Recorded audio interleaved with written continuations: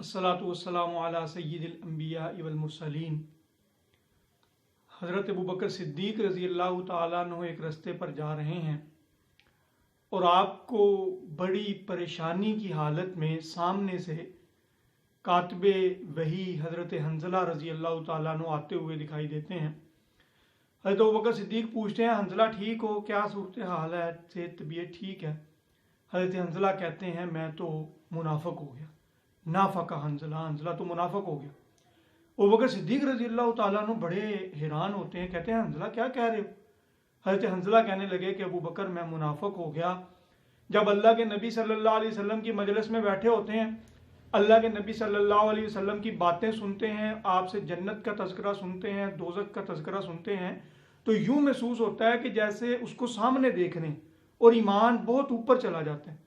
लेकिन जब घर आते हैं, अपने खेतों में मसरूफ़ हो जाते हैं, अपने बीवी बच्चों में मसरूफ़ हो जाते हैं, तो हंसी भी हमारी जो है वो बाहर आ जाती है और हम हंसने लगते हैं, मुस्कुराने लगते हैं और ऐसे महसूस होता है कि ईमान कम हो गया।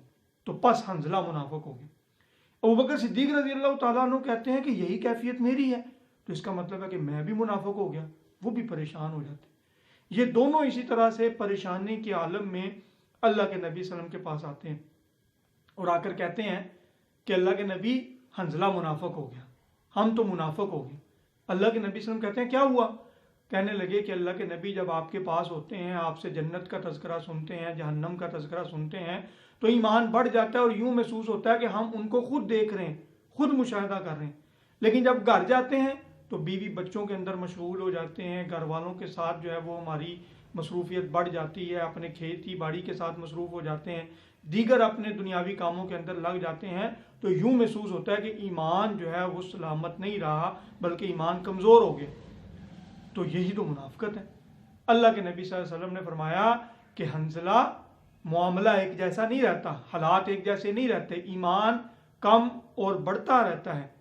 अगर तुम्हारी वही कैफियत जो मेरी मजलिस में है हमेशा रहे, तो अल्लाह की कसम, अल्लाह के फरिश्ते तुम्हारे बिस्तरों में भी आएँ और तुम्हें रस्तों में भी रोक रोक कर तुमसे मुसाफिया करें। तो ये देखें कि किस तरह से सहाबा को अपने ईमान की फिक्र थी। हालांकि उनमें मुनाफिकत वाली कोई बात नहीं थी, कोई अमल नहीं था मुनाफिकत वाला, लेकिन हम अपना जायज़ा लें कि कभी हमने अपने ईमान की फ़िक्र की। हम में बहुत सी ऐसी अलामात, बहुत सी ऐसी आदात, बहुत से ऐसे जो है वो खसाइस पाए जाते हैं कि जिनको अल्लाह के नबी सल्लल्लाहु अलैहि वसल्लम ने मुनाफिकों की हरकतें कहा है, मुनाफिकों की अलामात कहा है। तो अल्लाह ताला से दुआ है कि वो हमें भी ईमान की फ़िक्र करने की तौफीक अता फरमाए। वमा अलैना इल्लल बलागुल मुबीन।